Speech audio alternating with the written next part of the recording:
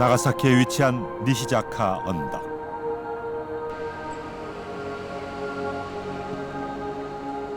일본 최초의 순교가 일어난 천주교 성지다.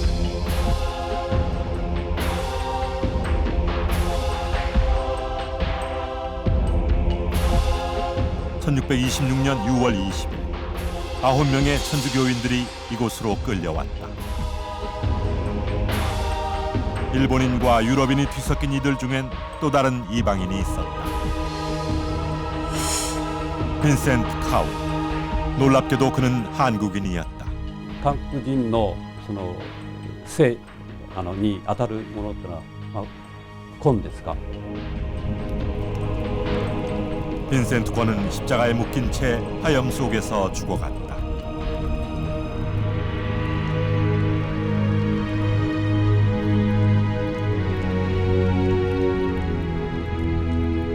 한국인 빈센트 권은 왜 일본 땅에서 화형으로 생을 마감하게 됐을까?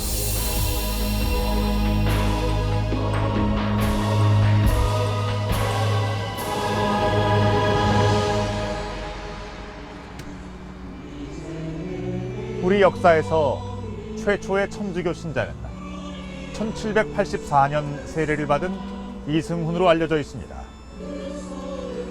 하지만 그보다 거의 200년이나 앞선 시기에 천주교 신자가 된 초선인이 있었습니다.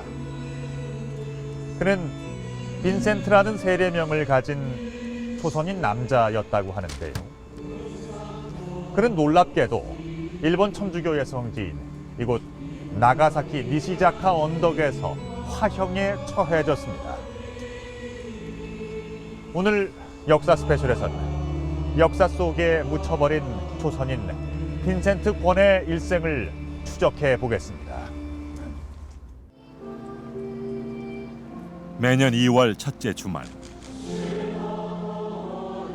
나가사키 니시자카 언덕에 있는 26성인 기념관에선 성대한 미사가 열린다.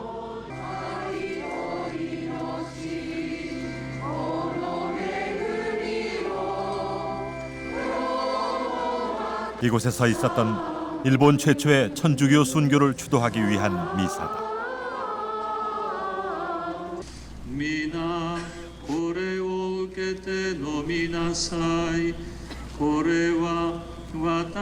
도요토미 히데요시의 천주교 금지령으로 1597년 2월 서양 선교사 6명을 포함한 26인의 천주교 신자가 이곳에서 처형당했다. で彼らもともとはその見せしめですね、つまり彼らの死を見た人々は怖くなってキリスト教をやめるというような感覚で京都から長崎まで歩かされているんですね。しかし結果としてはちょうど逆ですね。キリスト教の宣伝になってしまったんですね。ですから彼らが狙っていたキリスト教をやめさせることの逆効果でキリスト教は増えるようになったんですね。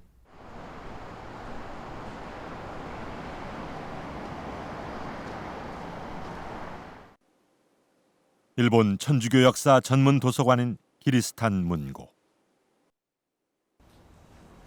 여기에는 로마 교황청이 1867년 발간한 자료가 있다. 1600년대 일본에서 순교한 천주교인 205인의 명단이다. 이들은 신앙과 덕행이 남달라 선종 후 교황청이 준 성인에 해당하는 복자로 추대한 인물들이다. 그런데 이들 중 한국인이 있다. 그의 이름은 빈센트 카운이다. 빈센트 카운이라는 특이한 이름을 썼던 한국 사람. 그는 누구일까? 그에 대한 기록은 뜻밖에도 스페인에서 발견됐다.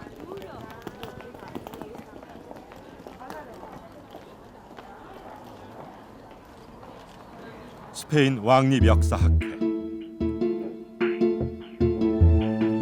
16, 17세기 당시 동양에 파견됐던 선교사들의 기록이 보관된 곳이다.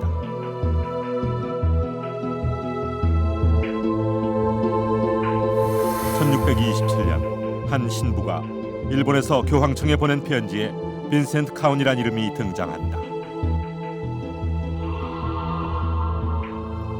빈센트 카운이 삼천 기병을 거느린 한국 장군의 아들이라고 적혀 있다.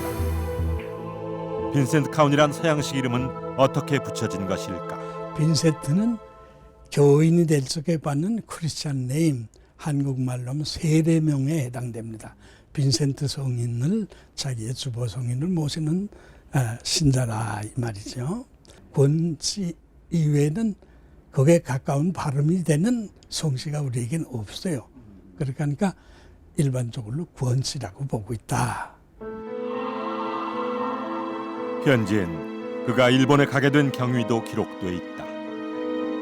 조선의 도성과 궁전을 점령했습니다. 빈센트는 12, 13살이었습니다. 빈센트를 돈 아우구스티누스 장군의 천막으로 데려갔습니다. 조선 소년을 납치한 돈 아우구스티누스 장군은 누구일까?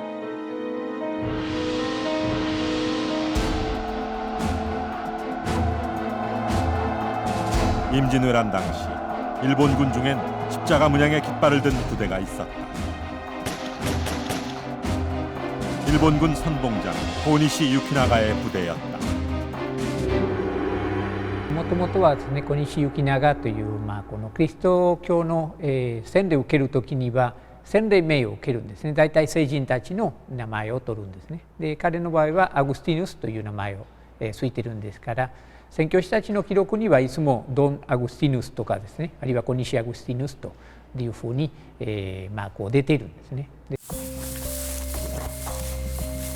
조선 고위 장군의 아들이었던 빈센트권은 전쟁 중에 부모를 잃고 헤매다 고니시 유키나가의 부대에 잡힌 것으로 보인다. 고니시 유키나가는 다른 조선 소년 한 명과 함께 빈센트권을 대마도로 보낸다. 그곳엔 자신의 딸이자 대마도주의 부인이었던 마리아가 살고 있었다. 고니시 유키나가의 딸 마리아도 독실한 천주교 신자였다. 두 소년은 비록 소년 노예로 보내졌지만 이곳에서 천주교의 영향을 받게 된다.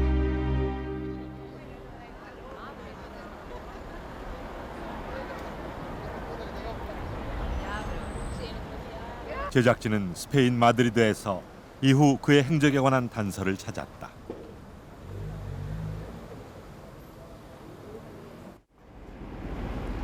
마드리드 대학 도서관에 1500에서 1600년대 오랜 기간 일본에서 선교 활동을 했던 한 신부가 쓴 책이 있다.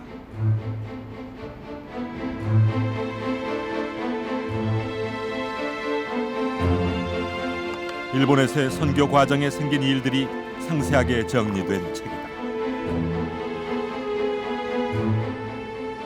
권씨성을 가진 조선 소년을 빈센트 카운으로 바꾸는 계기가 된 한 인물에 대한 기록이 있다.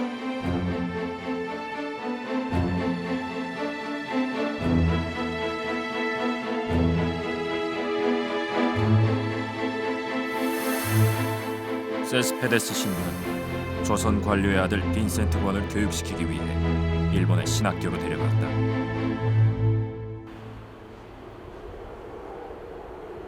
세스페데스 신부는 스페인 마드리드 인근 출신으로 예수회 동양 선교단의 일원으로 34년 동안 일본에서 선교 활동을 했다. 포르투갈 국립도서관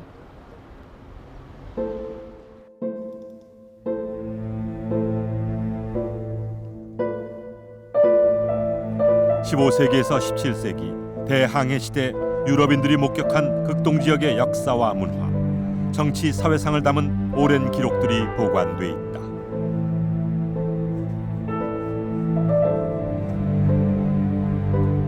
이곳에서 빈센트권을 일본으로 데려간 세스페데스 신부의 편지가 수록된 책을 찾을 수 있었다.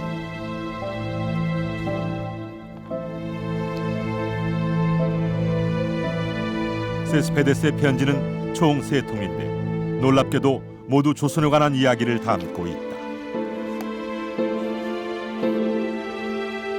O padre Gregório Cepeda chegou no dia de São João Evangelista para, com a ajuda de Deus, chegou a tomar a Corai e tomar como gai.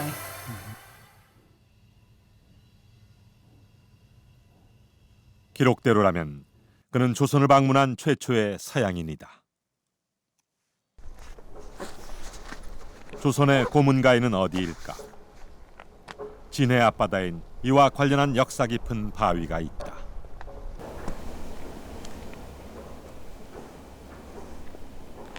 여기는 임진왜란 때 굉장히 역사적으로 중요한 의미를 가지고 있는 곳입니다. 그리고 현재 우리가 서 있는 이곳은 탕수바위라는 곳으로서 세스베데스 신부님이 이 땅에 최초로, 다시 말하면 서양 사람이 우리 조선에 최초로 상륙한 곳이기도 합니다.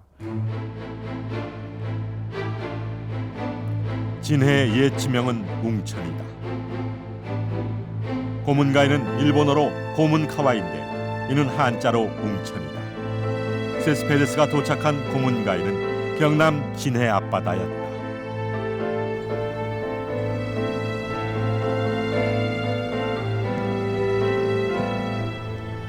임진왜란 2년째 되던 1593년에 진해에 상륙한 세스페데스 신부는 진해 앞바다가 내려다 보이는 남산으로 갔다. 남산엔 능선을 따라 산성이 자리 잡고 있다. 임진왜란 당시 고니시 유키나가의 부대가 주둔하면서 쌓은 웅천 외성이다. 조선군의 반격으로 전쟁이 소강 상태에 빠지자 고니시 유키나가는 천주교도 병사들의 사기를 북돋우기 위해 신부 파견을 요청했다. 지금 요 천수대가 소수행장이 최고사령을 근무하던 곳이고, 요 아래쪽 부분 여기에 세스베데스 신부님이 거시하는 공간을 마련해 줬다. 이렇게 기록에 나와 있고, 이 넓은 공간, 저 뒤쪽에 넓은 공간들은 병사들을 모아가지고 설교도 하고 하셨던 그런 유서 깊은 곳이기도 합니다. 당시 일본엔 이미 도요토미 히데요시의 천주교 금지령이 내려져 있던 상황이었다. 세스페데스는 이곳 웅천외성의 가장 높은 곳에 숨어서 비밀리에 선교를 했다.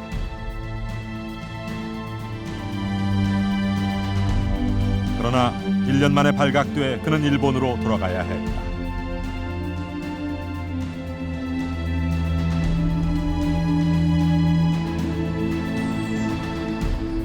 세스페데스는 도중에 고니시 유키나가의 딸이 있는 대마도에 들린다.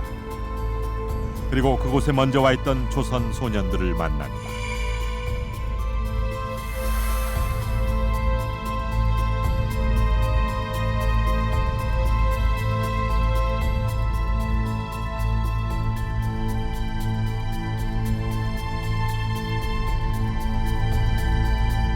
스페인 신부 세스페데스와 조선 소년 빈센트 관의 역사적인 만남이었다.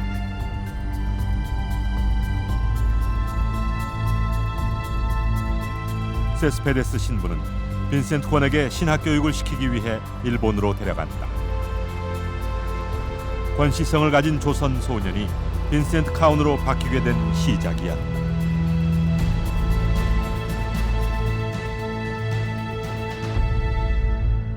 지금 제 뒤로 보이는 이 배는 1500년대 전 세계를 항해했던 유럽의 범선입니다.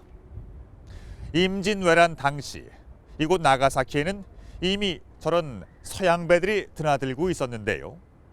바로 이곳으로 수많은 조선인들이 끌려왔습니다. 빈센트 권 역시 12살의 어린 나이로 스페인 신부를 따라 이곳으로 옵니다. 그리고 그의 앞에는 조선에선 상상도 할 수 없었던 새로운 삶이 펼쳐지게 됩니다.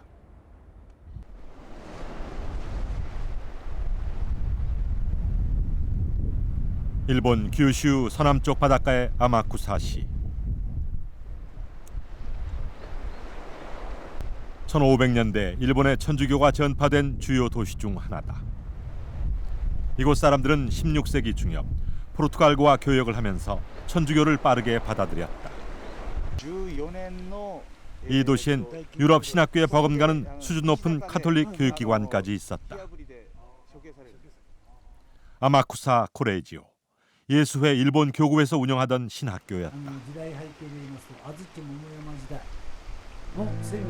1591년부터 7년 동안 운영된 이 학교에서는 카톨릭 교리와 함께 서양의 학문을 가르쳤다.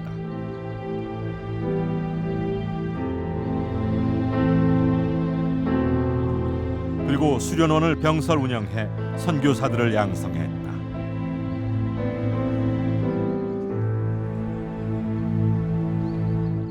当時ですね、宣教師を養成するための学校でございまして、この日本においてキリスト教をもっともっと広く伝えたいという願いのもとに設立されて、ここの本来の目的は要するにそういう宣教師を養成するための大神学校というふうに聞いております。 세스페데스 신부를 따라 일본에 건너온 빈센트 관은 예수의 신부들의 인도로 아마쿠사에 있는 신학교에 입학했다. 그는 이곳에서 일본어와 포르투갈어를 배우고 교리 문답 등 신학을 공부했다.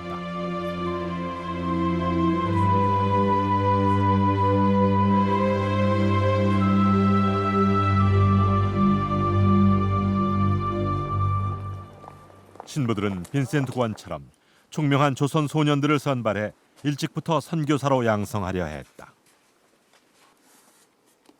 기리스탄 문고에 예수회가 1500에서 600년대 일본과 중국에서 벌였던 선교에 대한 기록이 남아 있다.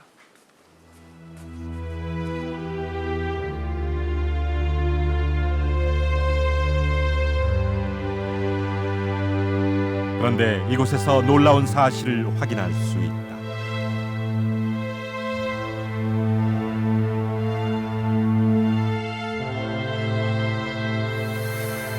나가사키에는 조선인 천주교인들이 많아 열성적으로 자신들의 교회를 세우려 했다. 조선인들은 조금씩 돈을 모아 땅을 샀고 비용이 부족해 작은 성당만 세워 순교자 성 로렌조에게 바쳤다.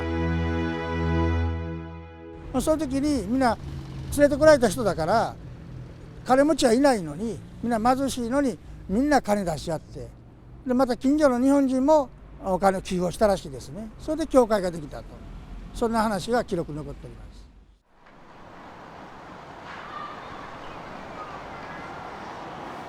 성 로렌조 성당은 어디에 있었을까?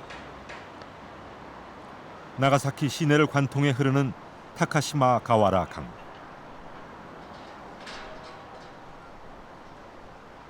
이 강을 따라 놓인 16개 다리 중 두 번째 다리의 이름은 고려교다.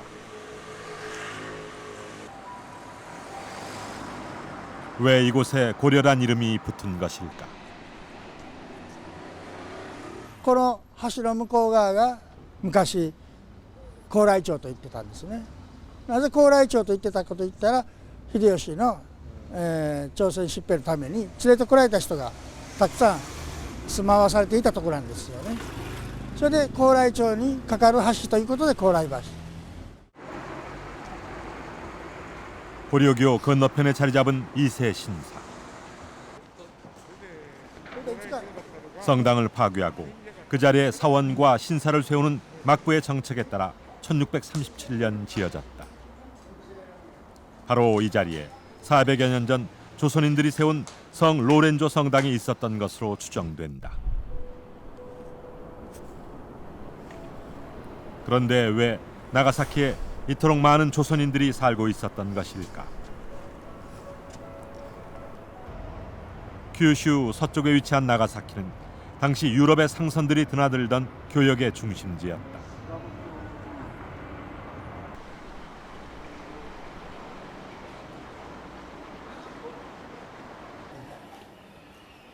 (16세기) 일본에 입항하는 포르투갈 배의 모습을 그린 남만 병풍에서 당시의 상황을 확인할 수 있다.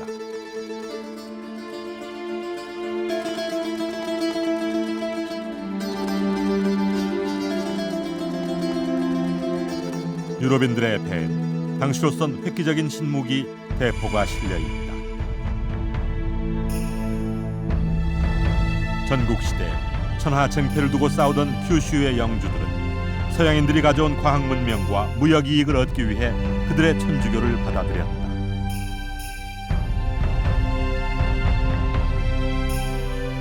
당시 큐슈 지역 영주 대부분이 스스로 천주교도가 되었다. 이들은 지리적 특성상 임진왜란이 일어나자 선봉으로 조선을 공격해왔다. 대부분의 봉원령들이 우리나라에 쳐들어오기 때문에 그 돌아갈 때 노동력을 보충하기 위해서 우리나라에서 많은 사람들을 잡아가죠. 그래서 규슈에 특히 전역에 임진왜란 포로들이 살고 있었습니다. 그런데 일본으로 납치된 조선인 사이에선 천주교가 급속도로 퍼져나갔다.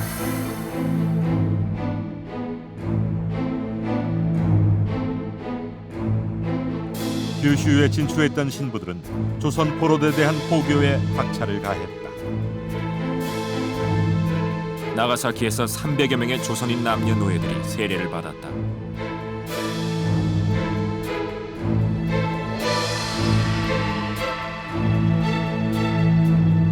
(1594년) 나가사키와 토기치 등에서 조선인 12,365명의 고해 성사를 보았고 900명이 세례를 받았다. キリシタン関係の資料から推定してですね、おそらく5000から1万ぐらいの韓国人の、キリシタンいたと思われます。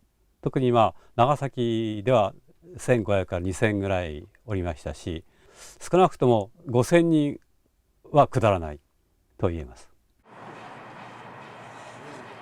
당시 일본 내 조선인들의 생활을 짐작할 수 있는 유물이 있다. 한 일본인이 몇 년 전 기증한 일본의 도자기다. 그런데 도자기 표면엔 한글로 된 시가 적혀 있다.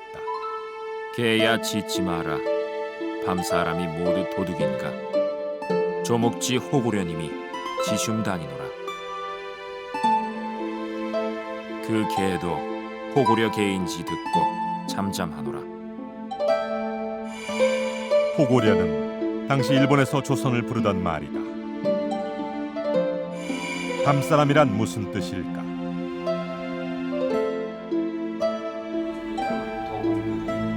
국어학자 정광 교수는 이 시가 당시 밤의 시간을 내 예배를 보러 다니던 조선인 천주교도들의 생활을 묘사한 것으로 추정하고 있다.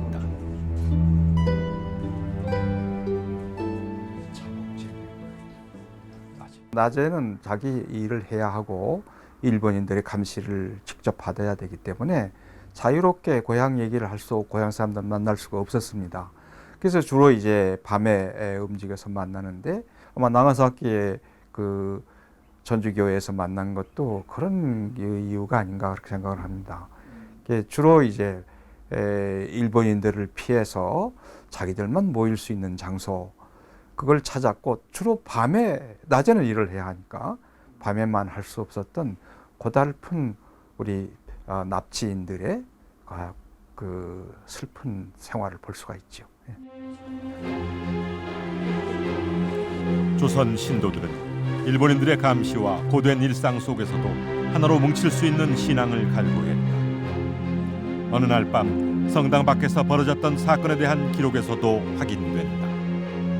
어느 날 밤 성당 밖이 시끄러워 나가보니 사람들이 무릎을 꿇고 저희들은 조선인 포로라 낮에 성당 행사에 참여할 수 없어 밤에 왔습니다. 어린 나이에 부모를 잃고 일본으로 온 소년 빈센트 권 또한 종교 안에서 성장하고 있었다.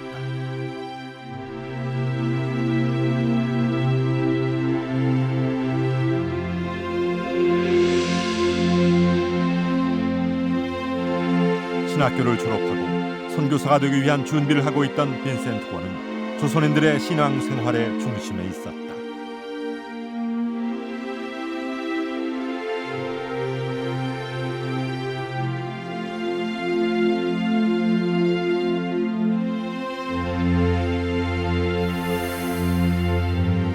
빈센트 권은 뛰어난 소년이었다. 조선인들은 자신들이 신앙 생활을 하게 된 것은 빈센트 덕분이었다고 말했다. 朝鮮の人に対しては、長崎で宣教活動していく中でやはり一つの、リーダーとして迎え入れられたと思いますね。ですからそこの信者に対する説教とかそういうことで大変深い信仰を根付かせるそういう中心人物となったのがビセンテだったろうと。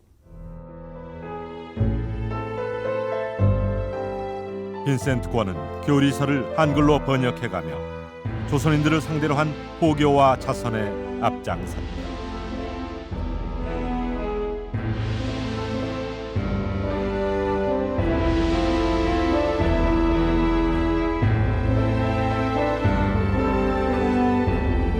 그는 종교로 하나 되길 원했던 조선인들을 엮어주는 구심점이자 희망이었다.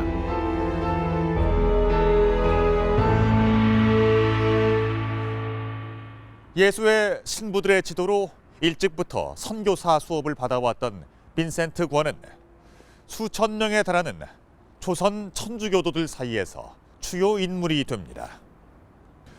그런데 여기서 한 가지 의문이 생깁니다. 포로로 잡혀오기 전 뿌리 깊은 신앙이었던 불교와 유교적 질서에 익숙한 조선 사람들이 어떻게 그토록 빨리 천주교를 받아들일 수가 있었던 걸까요?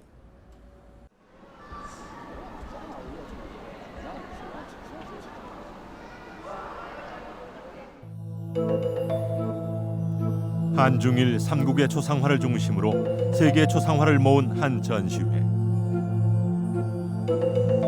이곳에 목탄으로 드로잉한 그림이 한 점이 있다. 한복을 입고 관모를 쓴 그림으로 제목은 조선 남자다. 그런데 이 그림은 16세기 벨기에 출신의 화가 루벤스가 그렸다. 루벤스는 언제 누구를 보고 이 그림을 그렸던 것일까? 그에 대한 답은 1701년에 간행된 한 이탈리아 상인의 기록에서 찾을 수 있다.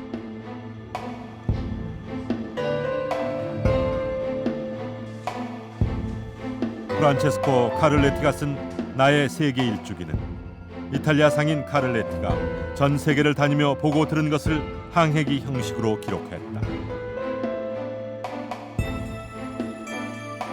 이 책에는 그가 1597년 나가사키에서 겪은 이야기가 생생히 묘사돼 있다. 많은 소년 소녀가 잡혀왔는데 모두 헐값에 노예로 팔렸다. 나도 5명을 샀다. 한 사람은 지금 안토니오 코리아라는 이름으로 로마에 산다. 루벤스가 1606년에서 8년 그 어간에 로마에 있었다는 것도 확실히 밝혀져 있었기 때문에 또 안토니오도 그 시대에 로마에 있었다는 것도 우리가 알고 있습니다. 그래서 둘이서 만났을 개연성이 있다는 것과 조선에서만 쓰던 말총으로 만든 투명한 관모라든지 또 입고 있는 옷, 철릭이라든지 등등으로 봤을 때 이건 중국인이 아니고 조선인일 가능성이 굉장히 많기 때문에 그 두 가지 사실을 연결을 시키면 100% 정확하지는 않지만 지금으로서는 그 그림의 주인공이 안토니오 코리아일 가능성이 많다. 납치된 조선인들이 유럽까지 팔려갔다는 게 과연 사실이었을까? 규슈 안요우지 주지로 정유재란 당시 조선에 왔던 승려 개인의 기록에 당시 상황이 드러나 있다.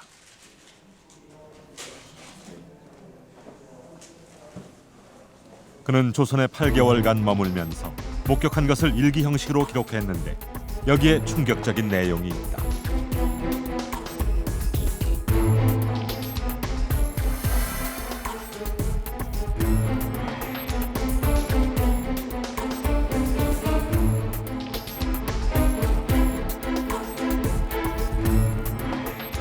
사람을 전문적으로 잡으러 다니는 노예 상인. 이들은 조선인들을 짐승처럼 사냥해 갔다. 당시 일본으로 끌려간 조선인들은 5만에서 10만 명에 이르는 것으로 추산되고 있다. 나가사키 역사문화박물관엔 1642년 나가사키 지역의 전 주민을 대상으로 실시했던 신상정보 조사서가 보관돼 있다. 그중 히라도 마을 주민들에 관한 보고서. 전체 49가구 중 13가구가 조선 출신 가족을 포함하고 있다.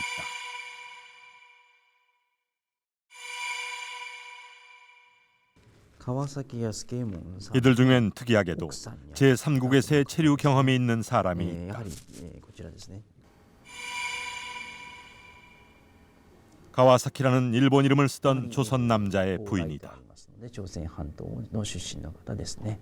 慶長4年に肥後、今の熊本県の八代にやってきまして、しかしその後ですね、マカオあたり、これはマカオですけども、マカオへ売られて、 왜 조선 여자가 마카오까지 갔을까? そこでキリスト教へと改宗をいたしますが、元和2年に長崎へと回って帰ってきまして、この中にはですね、高麗出身の方がマカオに行ったという記述も出てきますけども、中には売り渡されという記述があります。もしくは詳しい事情はわからないんですけれども、何らかの事情で向こうに売られたのかもしれません。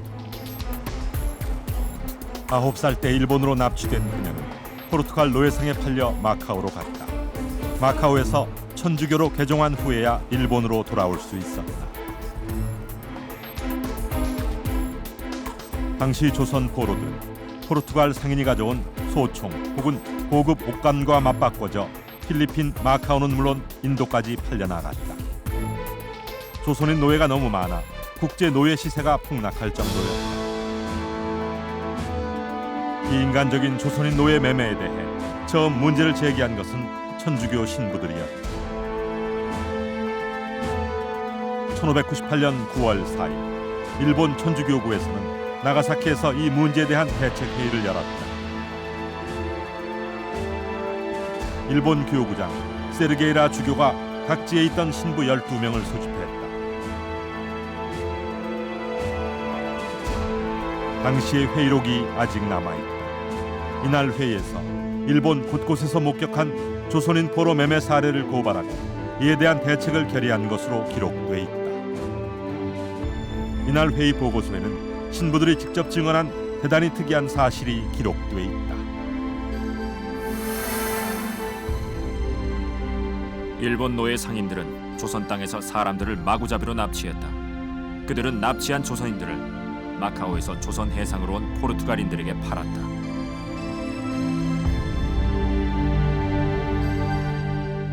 포르투갈 상선들, 노예 상선들이 조선에까지 건너와서 일본 노예 상인들로부터 조선 현지에서 붙잡은 노예들을 인도했다고 하는 기록이 단편적이나마 발견되었을 적에 참으로 놀라운 일이 아닐 수 없다. 조선 노예가 동남아시아 또는 인도 지방까지 파급되는 것이 바로 이러한 길을 통해서였구나. 신부들은 노예 매매를 하는 신도들은 파문에 처한다는 강력한 결의를 했다. 그리고 천주교도인 각지의 영주들에게 조선인 노예를 해방시켜줄 것을 호소했다. 그 결과 고니시 유키나가를 비롯한 대부분의 천주교도 영주들이 조선인 노예들을 풀어주었다.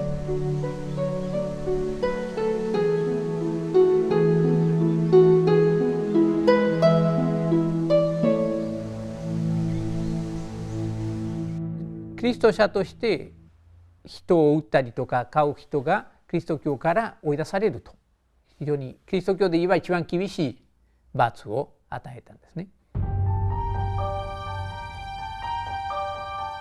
신부들은 한편으로 기금을 모아 일본인들로부터 조선인 노예들을 되살았다. 그렇게 해방시킨 조선인의 수가 2,000명을 넘었다. 노예로서 고달픈 생활을 할 때 정신적으로 의지할 수 있는 것은 또 그다음에 만민평등을 가지고 그다음에 박애주의를 외치는 그런 천주교도의 굉장히 매력을 느꼈을 겁니다. 더군다나 돈을 주고 사서 노예 해방을 지켰습니다. 노예 해방이 되면 일본인과 차별 없이 일본 사회에서 살 수 있었기 때문에 그다음에 천주교도로부터 보호를 받을 수 있었기 때문에 그래서 천주교도에 대해서 느끼는 매력이 굉장히 컸다고 봅니다. 당시 예수회는 일본에서의 보교 활동을 한반도까지 이어가려 했다. 1571년부터 중국, 일본에 이어 조선 선교를 시도했지만 뜻을 이루지 못하고 있었다. 예수의 총본부에서는 조선 전도의 임무를 맡은 특사를 북경에 파견했다. 바로 빈센트 권이었다.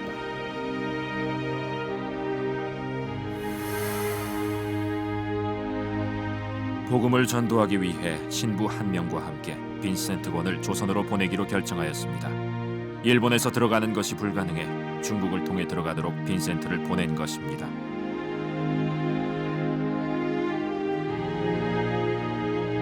빈센트권은 북경에 6년 동안 체류하며 조선 입국을 시도했으나 요동에서 청과 명이 치열한 전쟁 중이라 조선 입국의 길이 열리지 않았다. 그는 때를 기다리며 포교와 수련에 더욱 매진했다. 그에겐 위안과 용기를 나눠야 할 수만 명의 조선인 포로 출신들이 있었다. 만민 평등과 파괴 정신. 타국에서 짐승처럼 팔려다니며 고달픈 노예의 삶을 살아야 했던 조선인들에게 만민은 평등하다는 천주교의 교리는 그야말로 구원의 소리였습니다. 천주교 측 역시 빈센트권과 같은 젊고 영리한 천주교 신자를 양성해서 그간 여의치 않았던 조선 포교의 기회를 엿보게 되는데요. 이처럼 천주교와 조선인 노예들의 만남은 역사적인 사건이었습니다. 하지만 조선인 노예들이 힘을 얻을 수 있었던 천주교의 위안은 결코 오래가지 못했습니다. 나가사키에 위치한 26성인 기념관. 1587년 토요토미 히데요시의 천주교 금교령이 내려진 이후 천주교도들에게 가해진 박해의 역사를 전시하고 있다.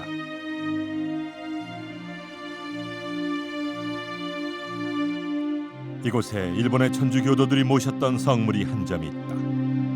그런데 특이하게 삼국시대의 한반도에서 건너간 불교의 청동반가 사유상이다. 천주교인인 그들이 왜 불상을 섬겼을까? 江戸時代はキリスト教の弾圧が始まってからイエス・キリスト像とかマリア観音像は、出せなくなってしまったので家に1000年の間伝えられてきた弥勒菩薩を、イエス・キリスト像として、代わりに拝んでいたと。 막부의 탄압이 계속되자 천주교도들은 불교도로 위장해 종교 생활을 이어갔다. 일본 말로 가쿠레 기리스탄, 잠복한 천주교도들이다. 1600년대 에도 막부의 천주교 탄압 또한 집요했다.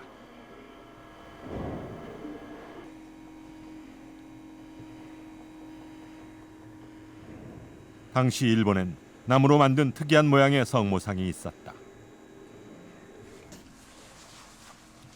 사람이 밟아도 깨지지 않도록 나무 상자 안에 성상을 배치했다. 이것은 에도 막부가 천주교도를 식별하기 위해 고안한 의식 후미에를 위한 것이었다. 에도 막부는 1628년부터 매년 정월 이런 천주교 성물을 밟지 않으면 천주교 신자로 간주하는 의식을 시작했다. 이것이 후미에다. クリスチャンにとっては聖なる絵を踏むことによって自分が一切関係ないということ。当然ながら自分はクリスチャンだったらですね、そういう聖なる絵を踏みたくないから、当然ながらごまかしたとしても、この緊張したりとかですね、あるいは拒否したり、その反応を見るための一つの方法だったんですね。精神的な迫害になるんですね。 도쿠가와 이에야스는 주군의 절대 권력을 부정하는 천주교와 그 배후에 있는 서양의 무력에 대한 두려움이 컸다. 그는 1612년 기리스탄 금지령을 발표하고 천주교도들은 잔인하게 박해했다. 막부의 목적은 천주교 신자를 죽이는 것이 아니라 천주교를 버리게 하는 것이었기에 더욱 잔인했다.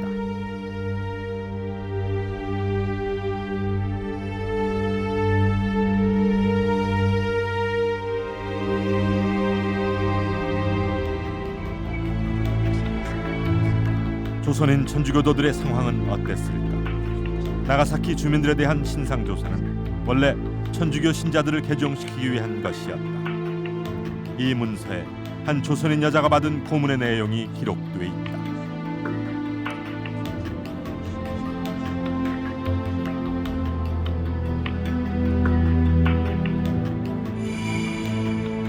문서는 그가 산입의 고통을 못 이겨 배교했다고 적고 있다. 산입이란 무엇일까?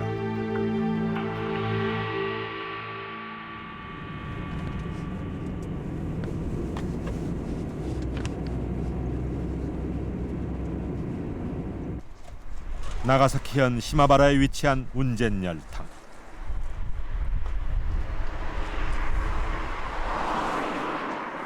일본 최초의 국립공원인 이곳엔 화산 분출로 만들어진 유황 온천이 곳곳에 형성돼 있다.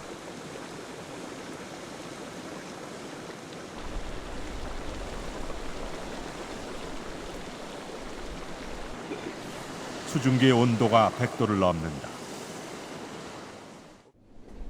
取り出すってどうやって取り出したらいい？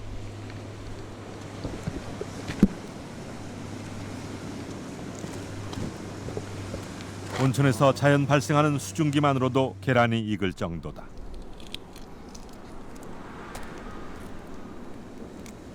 네.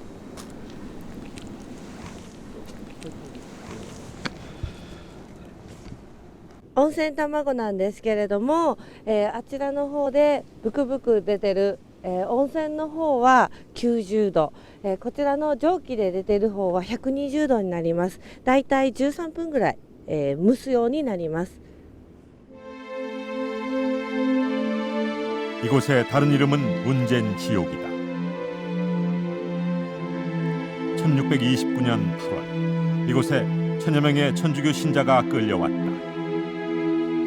그들은 섭씨 100도가 넘는 열탕 속에서 뼈와 살이 녹아내리는 고문을 당했고 대부분 신앙을 포기했다. 조선 여인의 기록에 나타난 산입의 고통은 바로 이 운젠 열탕에서 고문을 당했다는 의미였다. 벌벌 끓는 온천 지역에 온천물이 나오는 온천 지역에 끌고 가서 그 온천물로 혹독하게 고문을 가하는 것을 산입이라고 합니다.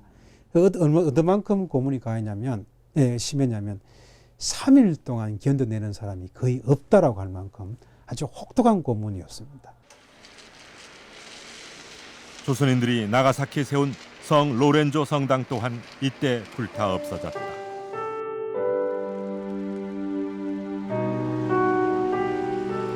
포로의 신분을 구해준 천주교였기에 조선인들의 믿음은 특히 깊었다.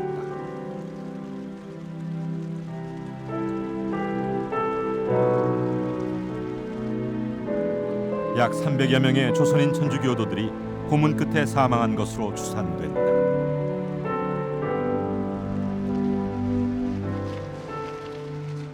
다이다이 60数名の韓国人キリシタンを、見出すことができます。でその中で殉教した、いろんな、打ち首になるとかあるいは海に捨てられてるとか首を切られるとかそういう、殉教者あるいは老死した人も含めて28組名、大体30名ぐらいが殉教者として確認できます。 조선인 천주교도들의 중심이었던 빈센트 관은 어떻게 됐을까? 니시자카 26성인 기념관. 1600년대 중반 체코에서 발행된 천주교 관련 고서적이 보관돼 있다.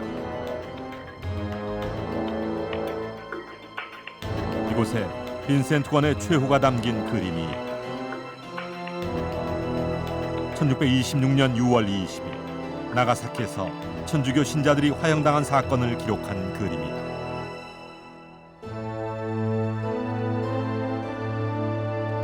당시 희생된 사람들의 명단에 빈센트 관이 있다.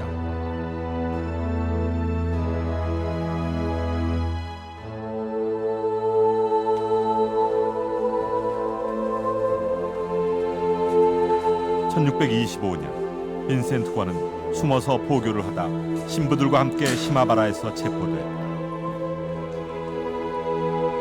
막부는 그의 높은 학문과 인덕을 아껴 신앙을 포기할 것을 회유했다. 1년 가까운 수감 생활 동안 빈센트 관이 남긴 편지가 기적적으로 남아있다.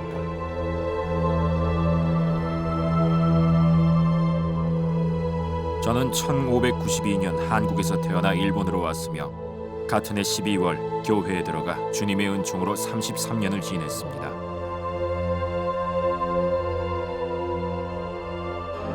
그는 편지에 배교를 강요당하며 받았던 온갖 고문들을 기록해 두었다. 동료들이 하나둘 그의 곁을 떠나갔지만 그는 끝내 굴복하지 않았다.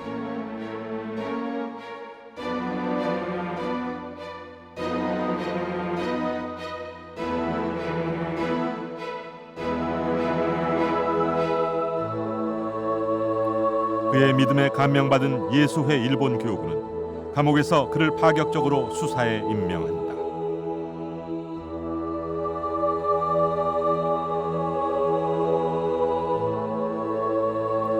12세 부모와 조국을 떠나며 시작한 33년 동안의 신앙생활. 그는 마지막 순간에 비로소 수사가 되었다.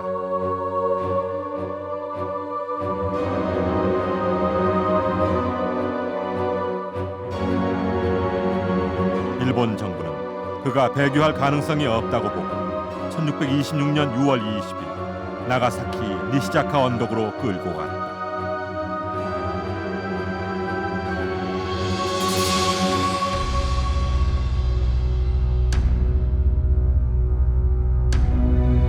그들은 빈센트권을 비롯해 신부와 수사 9명을 십자가에 묶었다.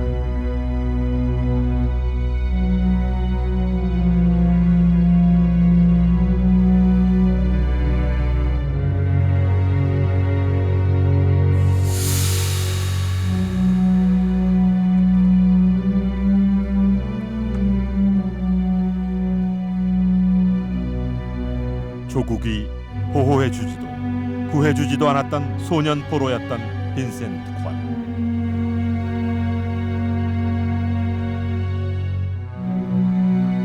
끝내 죽음으로 자신의 삶과 믿음을 증명해야 할 시간이 왔다.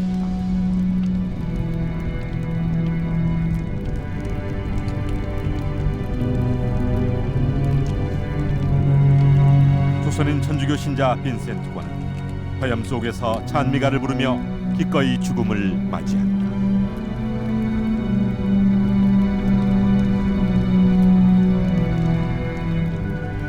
저의 영혼과 육체를 모두 성부와 성자와 성신께 바쳤습니다. 제가 고통을 참고 견딜 수 있었던 것은 주님께 배운 사랑과 용기가 있었기 때문입니다. 이후 빈센트 권은 400년 동안 완전히 잊혀진 인물이 되었다.